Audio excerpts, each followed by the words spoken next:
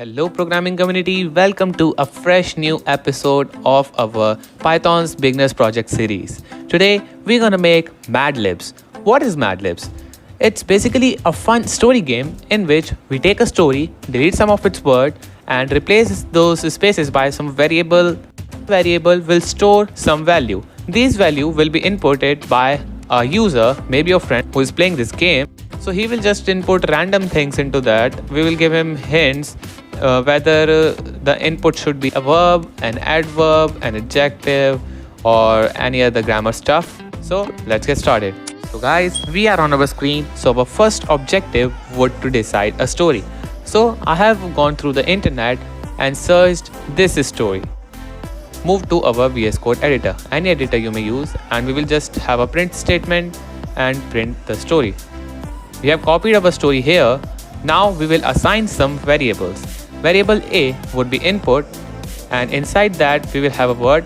Let's say it should be dog. Just take it into brackets and say A. This would be an animal, so the user has to guess an animal. Then we have B, input, and inside it let's decide our another word. Let's take this streets here. Street would be a common place, so we will ask him to enter a common place. Once this is done, let's go for another word. Let's give C as an input variable, and let's decide our C word. So C would be something food. Okay, so after food we have another variable. Let's take bone. Bone is a thing. After that, let's have a verb, grab. Okay, let's add E, which would be our past verb. After that we have F. Let's take mouth. It is a body part. Then let's take crossed. So crossed is a past verb. After that let's have H, input. This would be dog. Dog is an animal. After that let's have this mouth, which would again be a body part. After that let's have take he. So he would be a pronoun. After that we have biting, which is a verb. After that let's take this river. River is a place.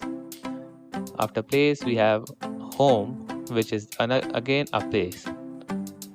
So guys, finally we have assigned all the variables. So don't forget an F string there. Now what we have to do is capitalize all the inputs and flash them into the story, so that we come to know that the capitalized words are the words that have been made as input. Now we will use dot upper to capitalize every letter of the input. Now let's try this program on one of my friends. Let's try it. Okay, I will write the animal horse, common place barn, food grass, things smartphone. Past verb I will write sleep, body part hand, verb eat again, and animal I will this time write not horse again, I will write rabbit. Body part I will write foot. Pronoun he. Verb run. Place let's say restaurant. Mall as okay. So what has it given? Once there was a horse who wandered the barn night and day in search of grass. One day he found a big juicy smartphone, and he immediately slipped it between his hand and took it home. On his way home he ate a river and saw another rabbit who also has a bone in its foot. He wanted that bone for himself, but he opened his mouth. The bone he was fell into the restaurant and sank. That night he went mall hungry. It was quite funny to play the game.